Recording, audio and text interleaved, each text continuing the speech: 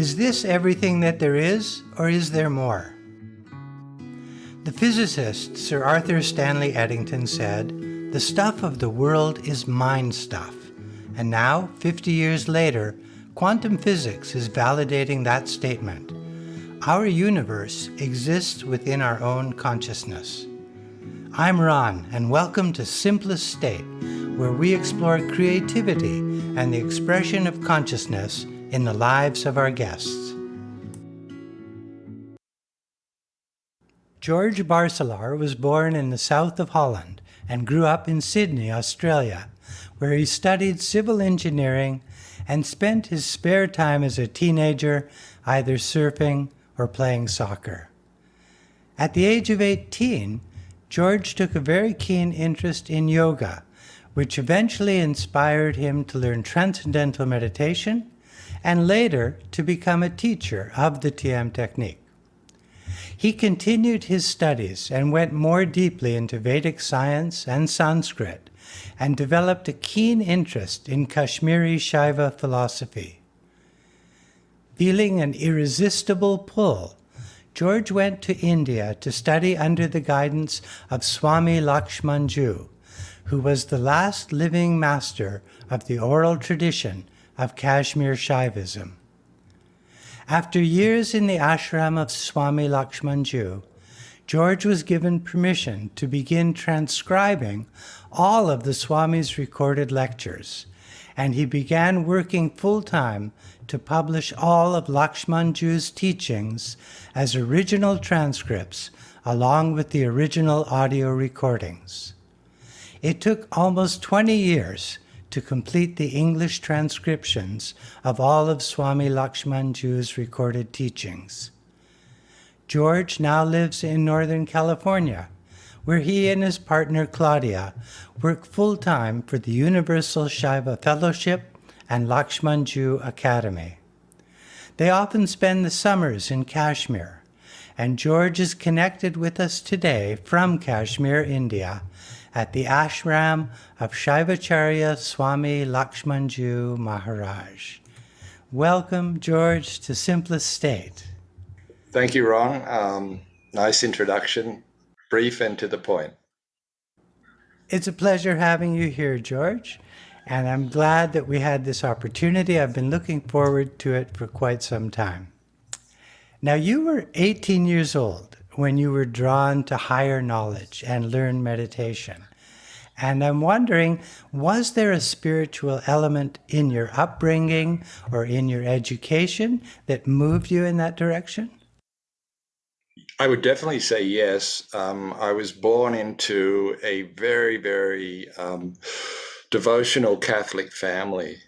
And one of my earliest memories was sitting on the floor doing Mala Japa of the Rosary. We each had a set of rosary beads, and that was a daily occurrence where we would tell our beads, you could say. And it felt so familiar, even at that young age, just going through 10 Our Fathers, 10 Hail Marys. My mother was definitely a very special soul in my life.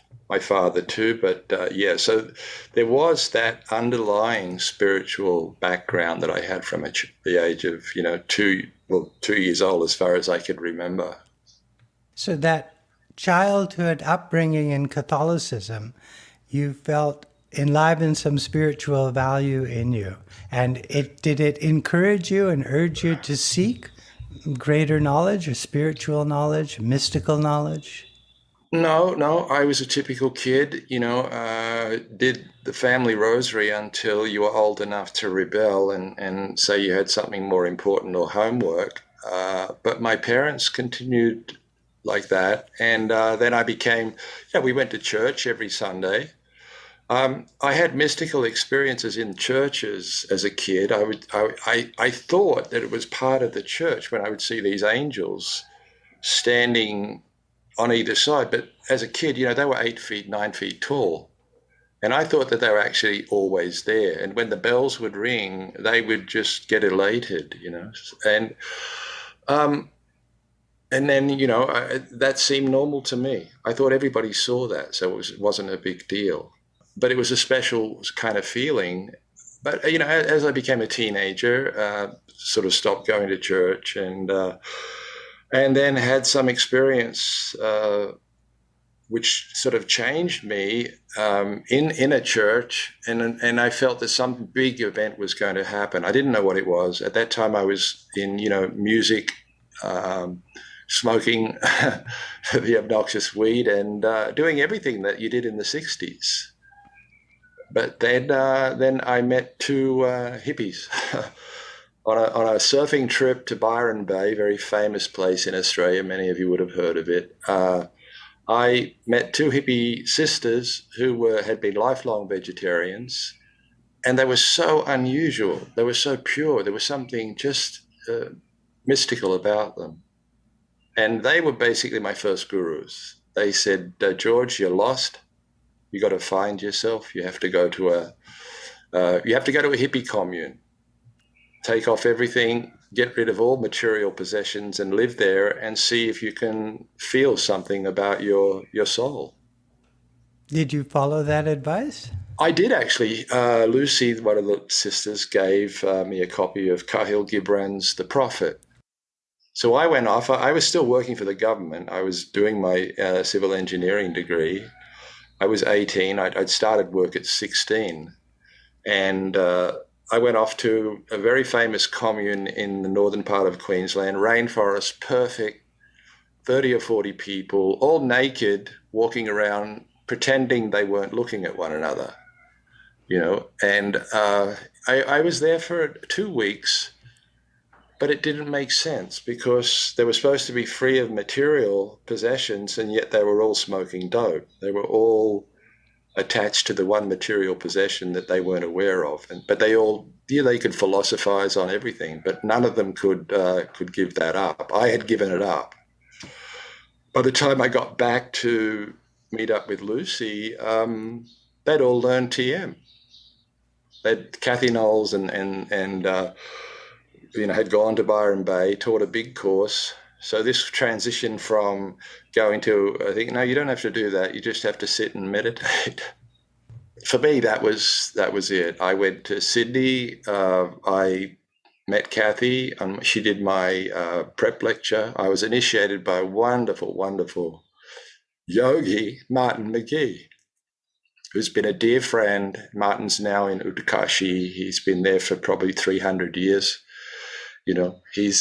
So Martin was my initiator. I learned TM. I walked out of the puja room in Sydney where there was a huge picture of Gurudev hanging on the wall. And I stood in front of that picture. I was very emotional. I said, I'm going to do this. I didn't know what that meant, but I'm going to do this to 100%, all the way. Things were a little looser in those days. The next day, after first day checking, Martin took us all for dinner at a vegetarian restaurant. He produced his book of photos from his teacher training course, which was 1969, Rishikesh. And in that, Maharishi had taken the whole course to Kashmir. And there was a photograph of Maharishi standing with Swami Lakshmanjoo. And I said to Martin, it attracted me. I said, who is that?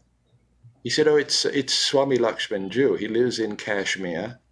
He came to see us. He gave a lecture on Kashmiri Shaivism. Maharishi was very, very close to him, revered him. And that's, I think maybe a seed might have been sown there. I don't know. And then Martin said something about there's a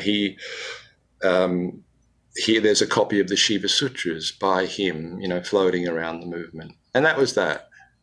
So those early days of the movement were very different. My first residence course, I went the weekend after I'd been initiated. And in those courses, you said you could wake up whatever time you want and do as many rounds as you want before lunch. So here I am, a 1 week meditator. And I think I did 6 rounds, 6 20-minute meditations with yoga in between. A round is actually where you meditate for 20 minutes and then you do 15 minutes of asanas. So So that's one round, and I was doing 6 of those before breakfast or before lunch, and was pleasantly spaced out. Pleasantly spaced out. In fact, I had to leave the lecture hall one day because I couldn't stop laughing, and the bliss was just infectious. So I dived deep into that straight away, and within 2 years, it was time for me to become a teacher. It was just very obvious that I needed to know this, and I needed to become intimate and develop an intimate relationship with Maharishi. In other words, you had an awakening and a craving for more knowledge, for more of what you had experienced through the practice of TM. Yeah. In what ways had your life changed when you learned TM, if at all? No, it just an immediate recognition that this was what you should do in this life. This is the most important thing, and an underlying blissful feeling, a recognition of something that used to happen when I was a kid. I wouldn't call it clear transcendence, because I didn't know what that really meant. But as a child, I can clearly remember waking up in the morning, probably somewhere before the age of 10 years old, lying in bed and then being able to close my eyes and go back into this sky, this blue sky. And I could open my eyes again and realize I was awake, but close my eyes again, like right at the junction point. It seemed like I could sort of just flip back and forward between that and the junction point. And this felt very familiar. Was that a blissful experience? Oh, yeah, it was blissful. It was blissful.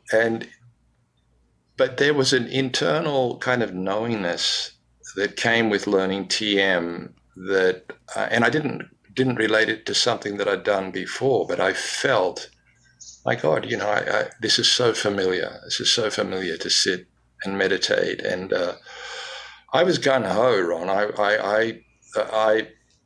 I had more people meditate, more of my friends. I think within 2 months, 45 of my social circle, all surfers and whatever, had learnt TM.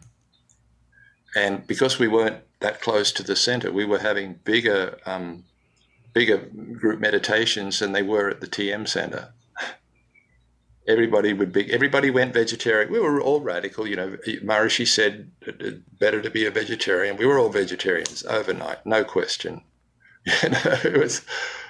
We were young. We were 18, 19, 20s. And you were about 20, you were saying, when you decided to become a teacher. Yeah. And what motivated you? What was the greatest motivating factor? I had a friend, Vince Beatar, childhood friend, who had done teacher training in Lantia. And I decided when he went to do teacher training, he had the money, I had no money, I was working a government job. So I left my government job and much to my parents' dismay, I told them I'm going to become a TM teacher, which was shock horror for them. And I went, I got a job contracting with engineers where I was making a tremendous amount of money. And when Vince came back, he was a bit shy to start teaching. And I said, no, I got plenty of money. Let's rent a center. Let's go and buy 20 chairs. And I did all that with my expense. I was so excited about the possibility of sharing this with people. That was my underlying motivation, to just share this with as many people as possible. Was that in Sydney? I was in Sydney, yeah. And there was something, I heard Rick Stanley's recording at that time of the Holy Tradition, and that moved me to my core. That there was a vinyl record out, and I got a copy of that. And on one of the tracks, I think it was Rick and maybe Paul Faso, and there was one track where Rick sang the Holy Tradition and played beautiful silent guitar behind it. And I was a musician, and I started learning the puja from that. Yeah. So I don't know whether people will remember that album. It might have disappeared over time, but Vince once said, he said, you're more one-pointed than I am about teaching. And I said, well, yeah, I'm going to become a teacher too, so. Now, you'd mentioned that, understandably, parents might have been somewhat taken aback when you decide to pursue becoming a teacher of meditation, because they, of course, are thinking of your well-being and your ability to earn a livelihood. And I'm wondering, up until that point, were they involved with your practice of meditation? Were they supportive of it up until then? Not at first. My father really rebuked. He thought that it was something really foreign.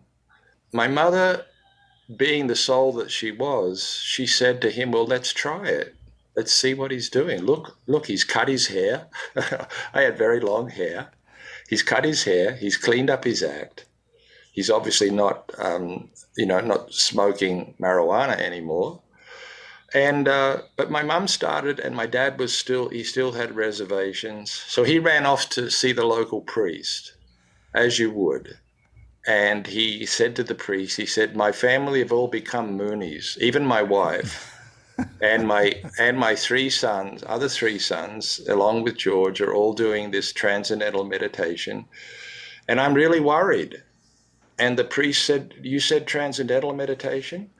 He said, "Yeah, that's what they're doing." My dad would say, the Maharishi or something like that. And the priest said, "Well, Tony, I have to tell you the truth. I've been doing that for 2 years because I had hypertension, and it really works. And I would advise you to do it straight away." Ah, that's perfect. So that was perfect. That was getting it directly from, one of God's messengers. So he learnt TM the next week. And my dad had actually been a prisoner of war for 3 years up until the end of the war. He was a prisoner of war just outside of Hiroshima, far enough away not to be, fully affected. So he had a lot of health issues. And within 6 months of doing TM, they all cleared up. Wow.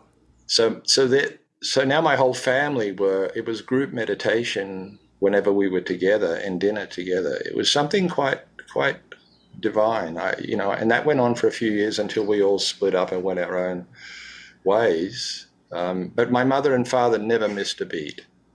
Fantastic. My mother and father meditated from 1972, say, or 73, up until the time they left this world. Inspired by the changes they saw in you, at least in your mother's case. Yes,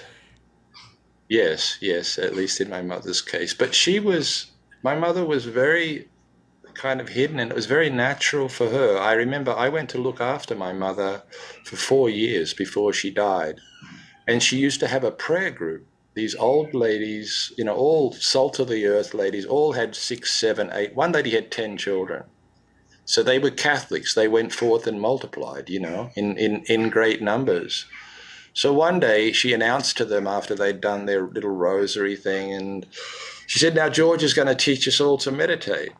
And I said, "Well, Mum, it's not quite like that." But I taught them just some very simple relaxation technique. And they meditated for 10 minutes. And at the end of it, my mother announces to them, she says, "Well, did you all see the blue light?" And I looked at my mother. I said, she said, "Yeah, the big blue light that comes in your forehead here and just sits there." My gosh. And I said, "Mum, this is the first time they've meditated. You've been meditating now for 40 years plus." She said, No, it'll come. If you do this every day, it'll come. You'll see this. So that, and she'd never read a spiritual book, a yoga book. She did yoga from the early days, but very, very divine lady, just. Now, you mentioned that when you were going to church as a young boy, you would see celestial beings. You would see angels in your church. Is that something that continued through your life outside of church as well? No. That pretty much stopped. That pretty much stopped, and when I stopped going to that particular church. This was actually a church which was also a primary school, a Catholic primary school. The old system where they used to divide the rooms up. They had these big rolling doors, and they would open them all up. The school desks would flip down and turn into, pews. And and that's where I actually went to school first in Australia. and it had a divine atmosphere. Later on, I remember. I think it was even Vastu, Vastu regulated that the church faced east, and I think. But that happened a few times, and then it went away. I never had celestial perception after that. Yeah, that was that was just basically. I guess a childhood thing that you accept. But I always remember when the bells ring, they had those little 6-bell kind of things, which were and bells, of course, in India enliven Shakti.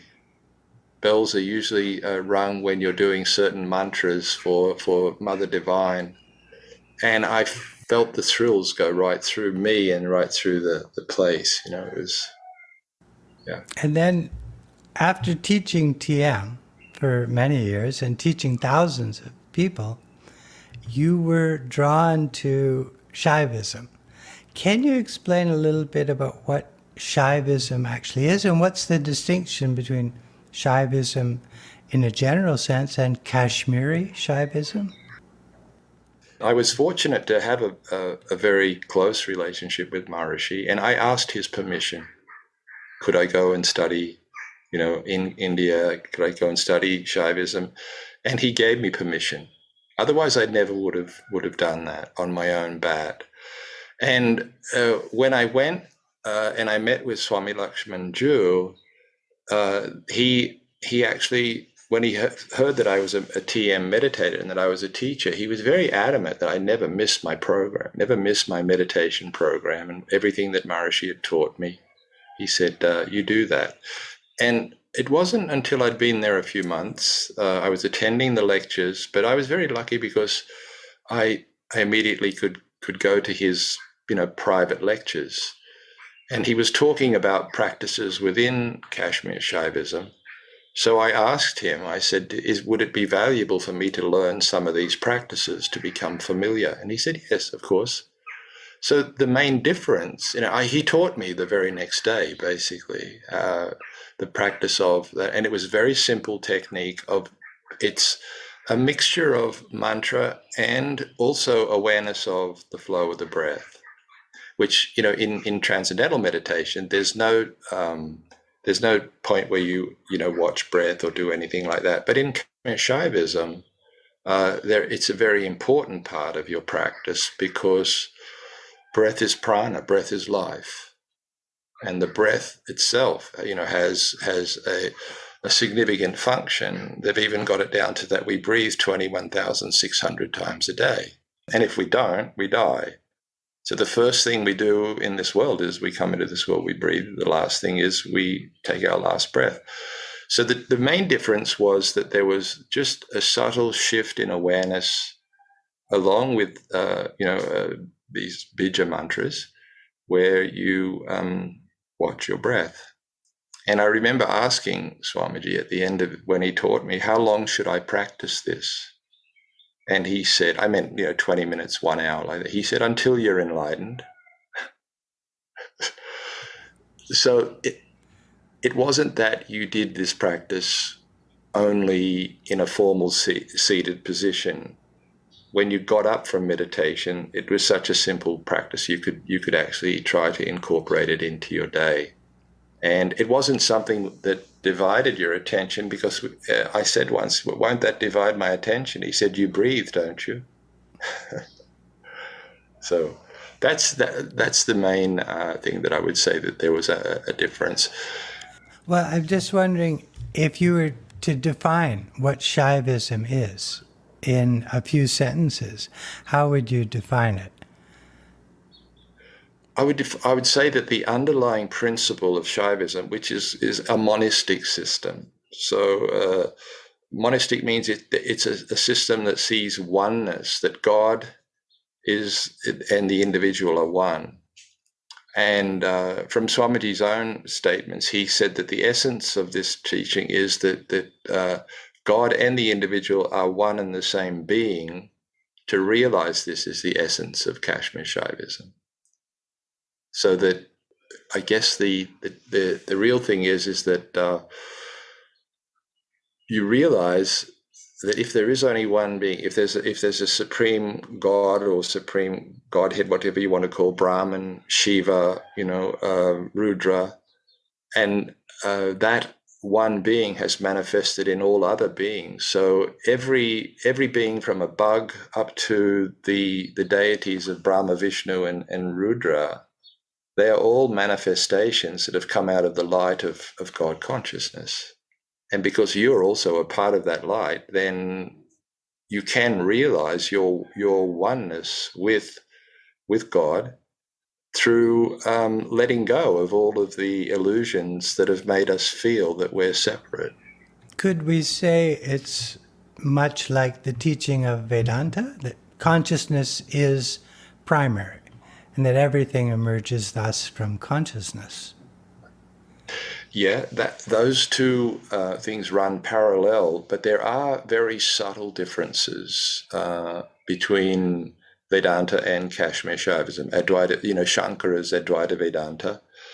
And possibly the main one is the idea of in Shankara's teaching, it's a very big part that neti, not this, that the objective world is an illusion and doesn't really exist. In Shaivism, it says no, actually Lord Shiva has, through his Shakti, through his energy, through the Divine Mother, has manifested everything in the universe. And therefore, it's real. The illusion is to see it in differentiatedness, is to see it as all different parts and not see the underlying field of consciousness that is vibrating behind everything. So there isn't an idea of negation or an idea of renunciation in Kashmir Shaivism. Although I have heard Vedanta described in those very terms as well. Not to say that Yes. everything is not real, it's real, but it exists within and from consciousness, that consciousness is primary. Yes. So in that sense, Shaivism has a similarity, a direct correspondence to Vedanta, which is also monistic, teaching that consciousness is all there is, that consciousness is primary, and everything manifest does exist, but it exists from and within consciousness. Yeah, those two concepts run parallel and in total agreement with one another. I think the only difference that I would say is that the idea of Vedanta in general is considered to be, and has been for many years, a renunciation type of thing. I mean, sannyasins in India and all of these people who give up the world are considered to be really searching for, some greater spiritual experience. And in Kashmir Shaivism, it looks at the idea if there is a oneness of consciousness in everything, then what is there to give up? Maybe it's just a shift in perception. And that happens in both the systems, but Kashmir never had a strong Shankaracharya tradition, never had a strong Vedantic tradition here. Right. Buddhist. Understood. Yeah. Although that to me could be put in the category of interpretation and implementation as opposed to the actual purity of the knowledge itself. In other words, both are monistic.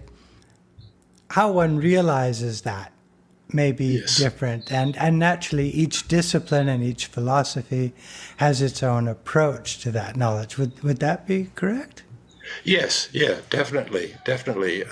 In a previous conversation, we were talking and we touched on that wonderful statement of, I think it's Thich Nhat Hanh, who kind of summed up the idea of Kashmir Shaivism, at least, and Vedanta, in that we feel, anyone on a spiritual path, anybody who starts meditating, we feel that we're sort of conscious beings trying to have an experience of consciousness.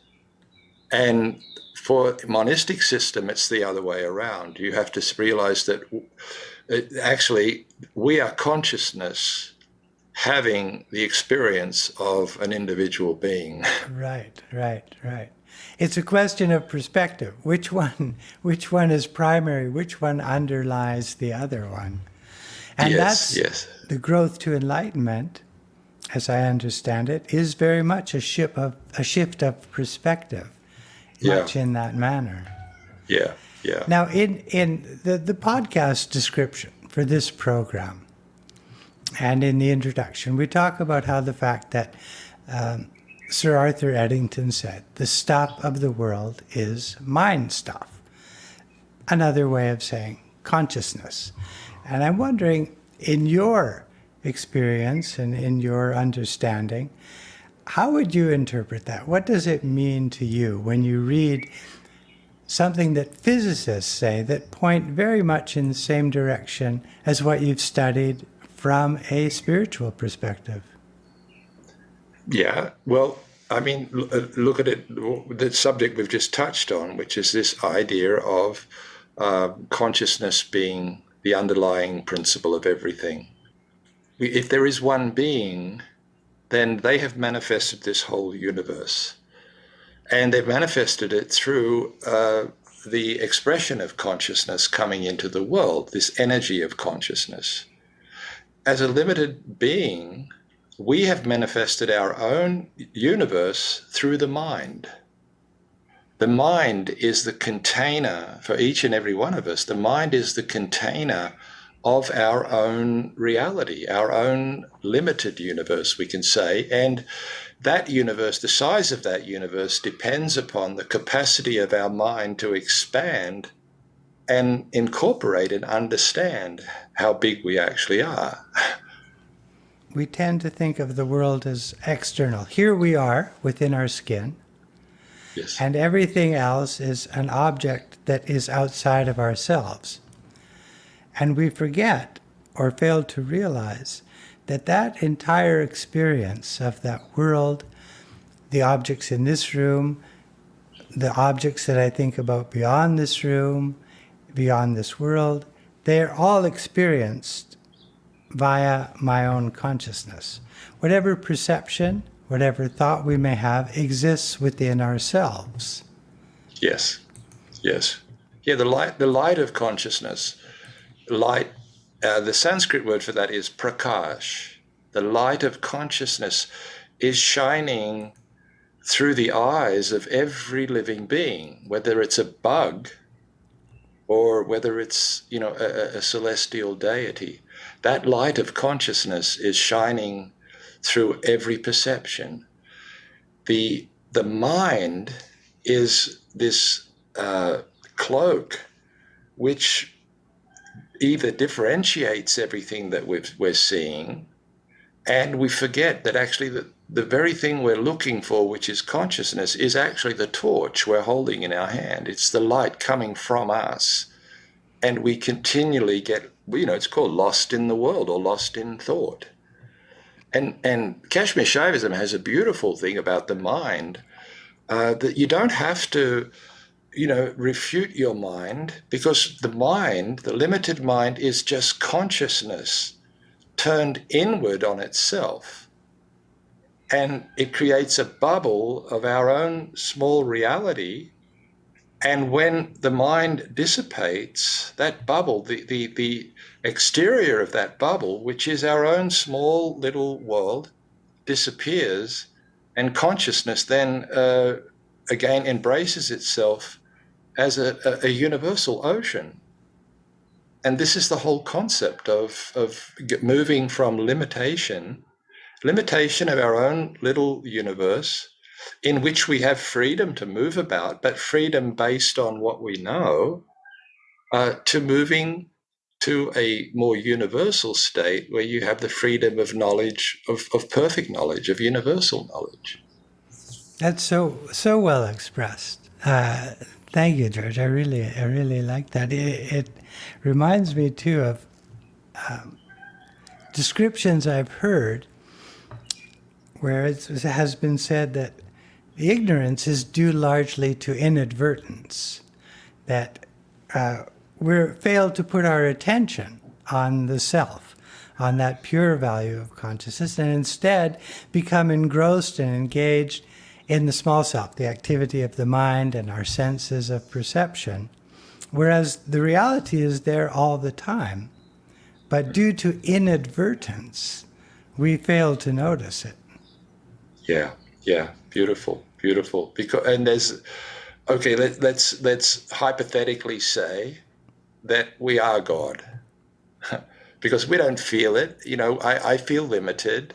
I know I'm sitting in a room here, but let's say that everything that I've studied for the last 50 years or more, let's say that I am actually God, or I'm Brahma, or I'm Shiva. So, and everything else is that. So what is the first experience for a limited soul when they actually have the direct experience of that?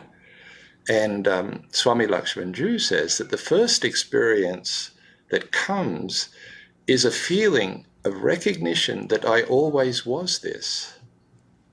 And they look back on everything else as, what was that? Yes, that was just lost, distracted. Well, that was play. Kashmir Shaivism Right? looks at it as play. So, if God wants to play in the world, without us, without our eyes, and without the eyes of all living beings, there would be no universe. Now, many people are sensitive about use of the term God. Okay. In the sense that you're using it, can we equate God with pure consciousness in this case? An all-knowingness, Yes. an all-pervasive, pure, universal consciousness, which many people would say is their God, whatever name they may call their God by. Yes. Yes.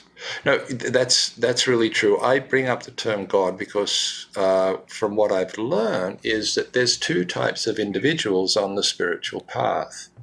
There are those who very easily can relate to this idea of an unbounded consciousness, and they can sit and meditate or pursue their spiritual path with a conviction, a firm conviction that there is this unboundedness. It's consciousness alone, and therefore all I need to do is to experience that consciousness in its fullness. Now, there are other people who find that very difficult and very abstract. And for those people, the concept of God or something to devote their attention to put their attention on. And you've been to India. You go to any temple in India. There's a million temples, and there's deities and all of these things. It's for those who need a focus. And their idea, because their ability to conceive of just an unbounded ocean of consciousness that we're all swimming in, doesn't ground them on a spiritual path. Quite right. So that's what probably one of the third most translated books on the planet, which is part of the Bhagavad Gita, very clearly says that there are four paths, the path of devotion, the path of knowledge, the path of action. So again, if this universal consciousness has manifested itself in all forms, then it has also provided within that the path or the paths most appropriate to come back to realizing itself. Quite right. And to think in terms of an absolute pure consciousness, that abstract value, I agree with you, it's more difficult for many in order to relate to that, as opposed to having an object of devotion, which may be seen as a god or the god, depending on which religion. Well, I mean, let's face it, that whatever you put your attention on, whatever is most important in your life is your God, because you're just totally focused on that. And I remember Swami Lakshmanjoo said to one person who said, I'm not really, don't feel I'm really progressing on the spiritual path. I've been meditating for many years. And he said, when your passion to find yourself, to experience consciousness, is as great as the passion that you had when you first fell in love, he said, then you will begin, because your whole focus, everybody remembers the first time you fell in love, it was your whole world. Now that person, the girl or the boy, wasn't your God, but they may as well have been, because that your whole attention, your whole life, your every breath was directed in that direction. I think this concept comes up for many on whatever spiritual path they're on.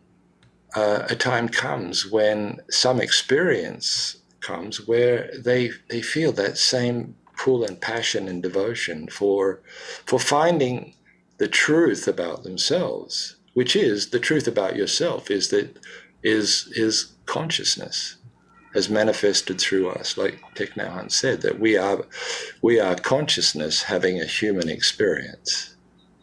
And when you felt that pull towards Shaivism and the study of it, was it an inexplicable urge, or was there something specific that drew you to it, something on the tangible level?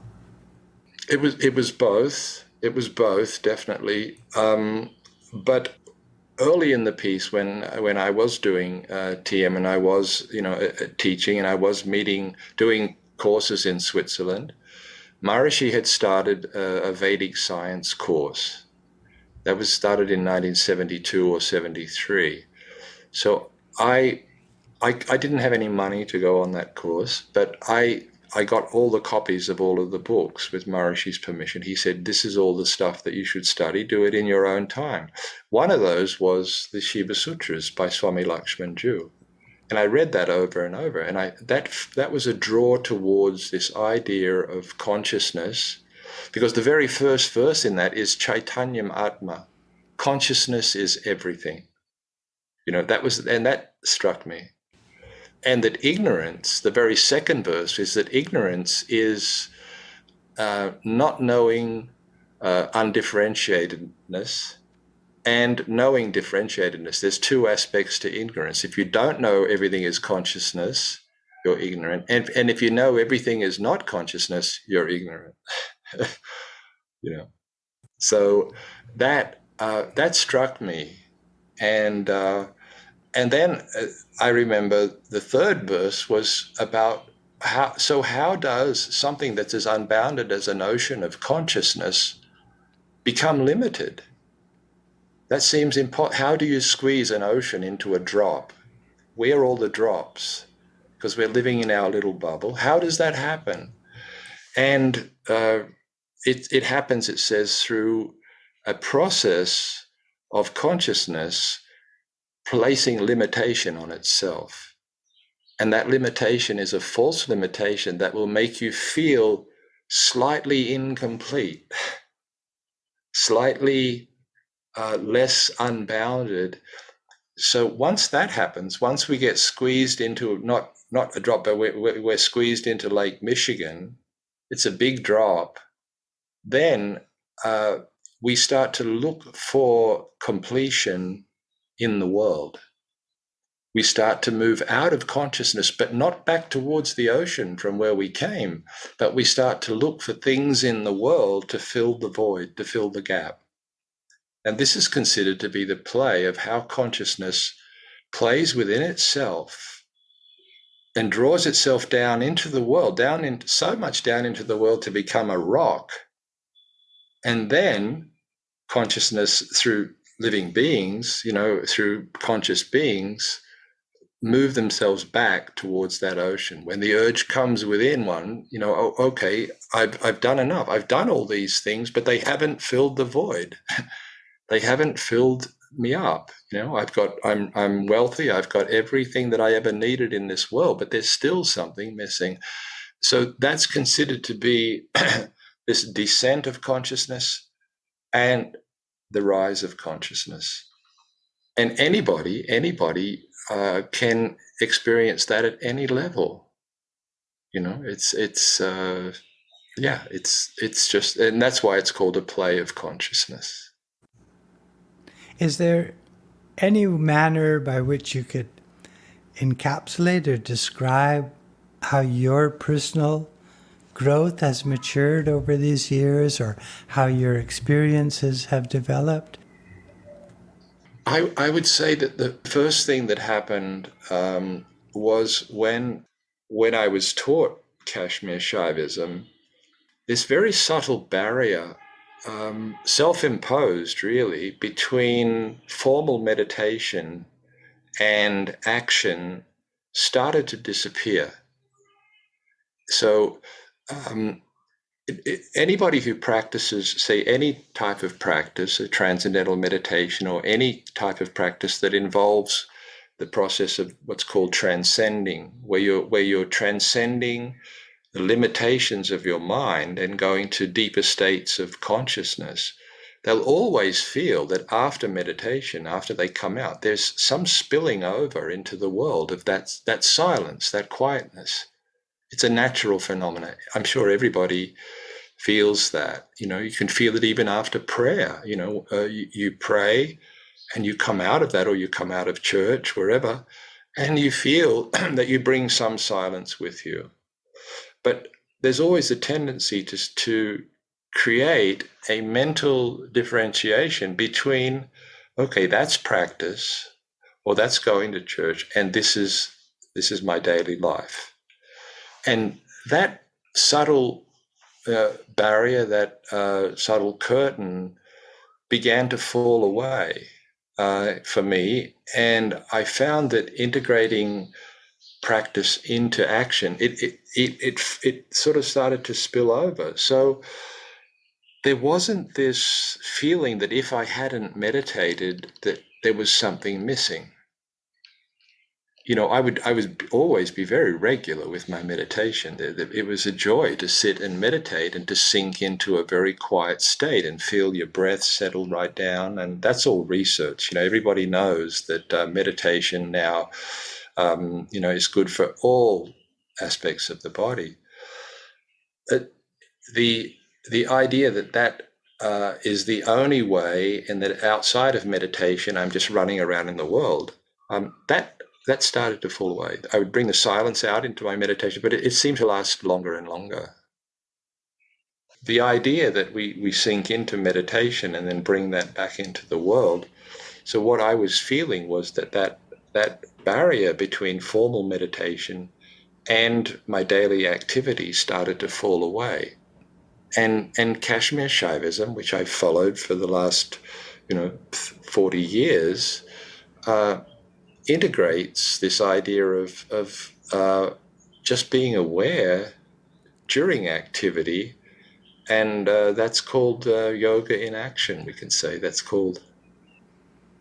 And the action you've been working on for several decades now, actually transcribing word for word the lectures of Swami Lakshmanjoo, you must have gained a great deal, imbibed a lot of his knowledge by going through word for word and transcribing all that wonderful knowledge.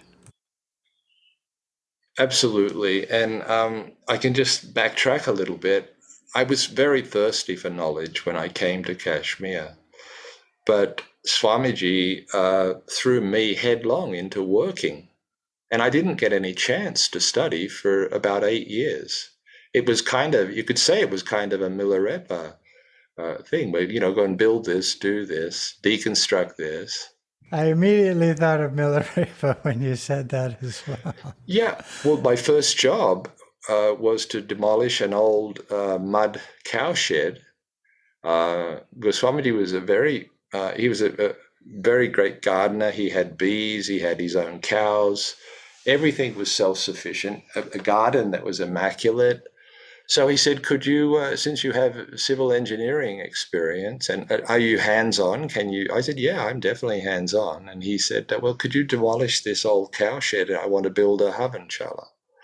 That was job number one. Job number two was that when he saw that I did have skills, he wanted to completely demolish his lecture hall, which was an old mud hut hall, and build a 2-story lecture hall, which today is just used, It wasn't until about 8 years later that John Hughes asked Swamiji that, George has this background in Sanskrit. It would be wonderful if he could help me with transcribing all of these 700, 800 hours of lectures. And Swamiji just said, just casually said, yes, he should do that. And that was the start. And once I started, I got such inspiration from him when he said, make sure that everything that I've said is correct. Now, I didn't do any Sanskrit translation. This is one thing that's really important to understand. I could read Sanskrit fluently, but I would never consider myself to be a Sanskritist. And what Swamiji did was he didn't lecture just ad lib. He took the most important texts of his tradition, which date back more than 5,000 years, and he translated them verse by verse. And he did it in a way where he didn't give a clearly literal translation. He gave the essence of what each of those verses meant. And that's what I got to dive into for 20 years, and I finished that in 2008, I think. And then there was a decision. Up to that point, John Hughes had been editing these lectures and publishing books. And after listening to this and imbibing it, I said, John, why don't we just give people the opportunity to hear the original lecture in the voice of a teacher who imbibed the tradition? So from then on, we started producing transcripts along with audios. So that was what I did, yeah. To be in the presence of a realized individual, an enlightened individual, one who has achieved moksha, liberation, enlightenment, whatever people would like to call it, it's considered a great blessing, and for good reason. And it's given a special name, darshan, because it's known, of course, that one who is enlightened and perceives the reality and the unity of life enlivens that throughout his or her environment. And you enjoyed that darshan of Lakshmanjoo for many years. Can you tell us a little bit about what it was like to be in the presence of Swami Lakshmanjoo Maharaj? Yeah, it was very interesting, because from my first meeting with him, I felt a very strong presence. And once I started to work in the ashram and meet him on a daily basis, I saw that he was completely at home with everything that was happening around him. And in Kashmir, saints of his caliber remain very hidden. No, but hardly anybody knew about him until Maharishi came and visited in 66. So Swamiji had this kind of camouflage where he would behave in such an ordinary way that you would not think that he was an enlightened yogi. And then the very next instant, he would do something so miraculous in such a casual way, you were astounded.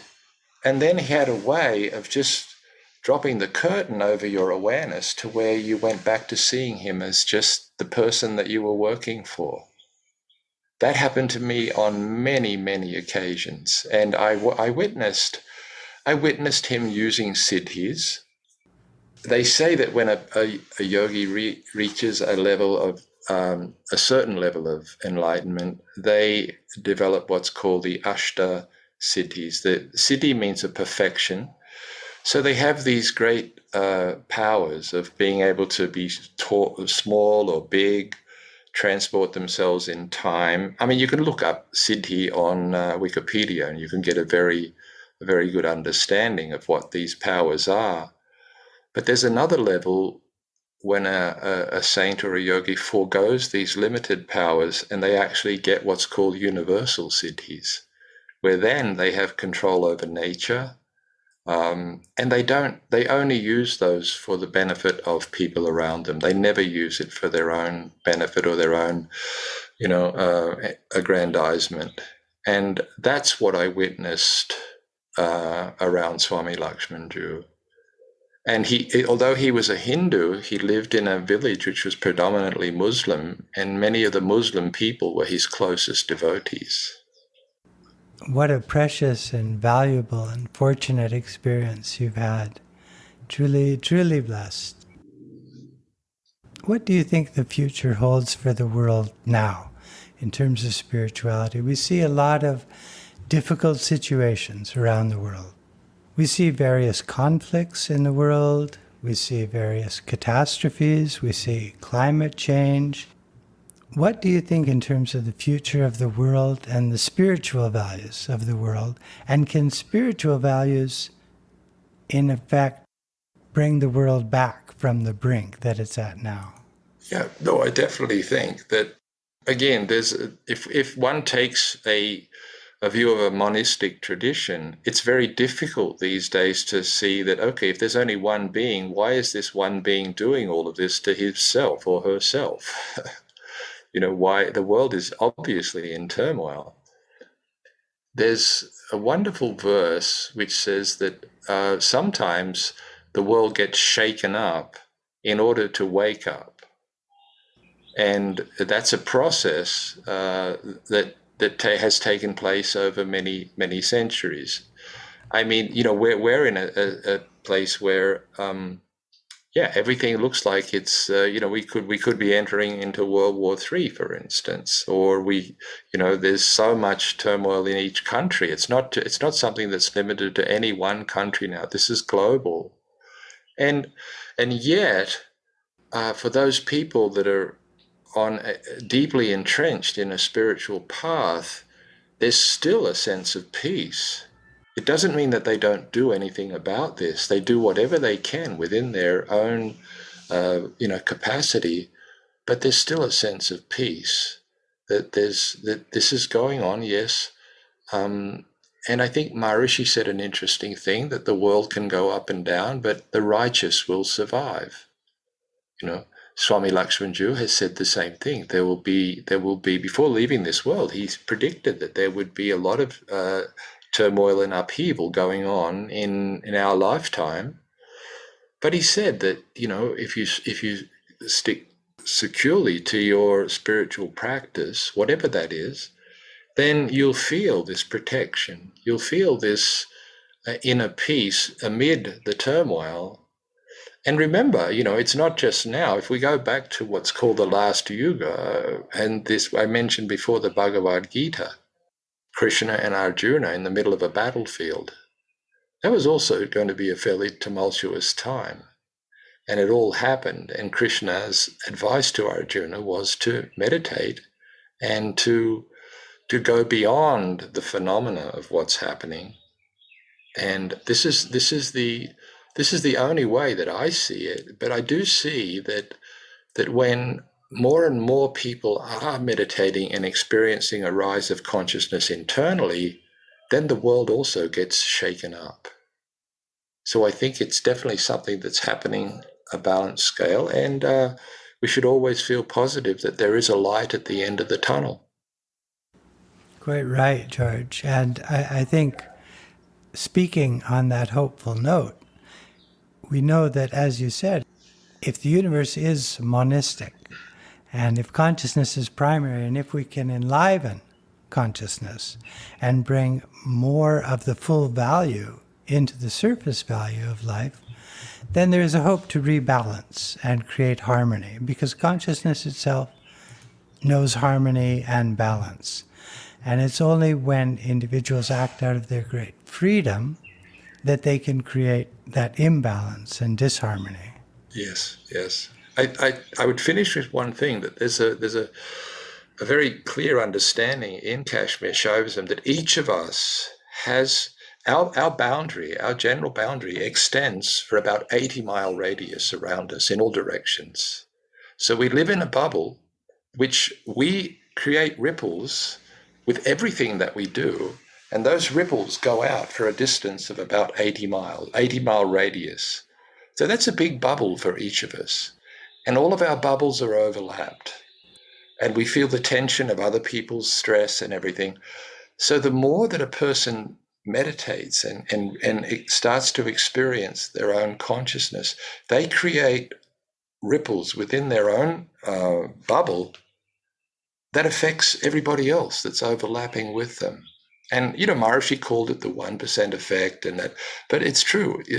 Peripheral vision for a human being is supposed to be 75 miles. But what we don't realize is that the essence of ourselves is continually vibrating out to that distance. So there's hope. There's hope when we think that people who meditate together in groups and everything, that they're creating this uplifting vibration, which is often upsetting the dross. It's upsetting any corruption or dirt or untruth. And I think that that's what's happening. There's a lot of stuff coming to the surface. But I think that, ahead there will be a time where consciousness rules supreme again, and everybody, moves towards a much more enlightened, not only individual enlightenment, but environmental enlightenment. Well, it's very much happening now. Yes. Just in the podcast world, which I've become more familiar with as of late, we see many, many podcasts just on this theme. Yeah. The development of consciousness, on spirituality. You read more about it, you see it more. 20 years ago, 25 years ago, yoga was an oddity. It was made fun of. Now there's a yoga center on every street corner. They're ubiquitous now, and everyone's practicing yoga. Everyone understands the value of taking care of themselves, of developing both mental and physical health, and doing it in a holistic way, not through pharmaceuticals, not necessarily through calisthenics, but taking recourse to the traditional knowledge that we have from India and other countries. Yeah. In closing, is there anything you would like to say to our listeners? Any message or any suggestions or hopes or experiences that you'd like to share? Well, I think in summary, again, what Swami Lakshmanjoo always said is that anybody who's taken one step on a spiritual path, one step towards understanding themselves, it happens because a grace expands within them and something opens up in their life to want to do that. And he says that grace, as small or feeble as it may be in the beginning, that one step towards a greater realization of oneself is the beginning of a journey that grace will continue to unfold, and that grace is your own grace. Beautiful, beautiful ending. Thank you so much, George. It's been a pleasure speaking with you. Thank you so much for coming on Simplest State, for sharing your experiences, both as a practitioner of Transcendental Meditation and a teacher and a devotee and great aid to Swami Lakshmanjoo Maharaj. I'm sure that you're serving his ashram and his legacy in the highest order. And thank you so much for sharing this with us. I can't say anything else, John, and it's always nice to talk to you as an old friend.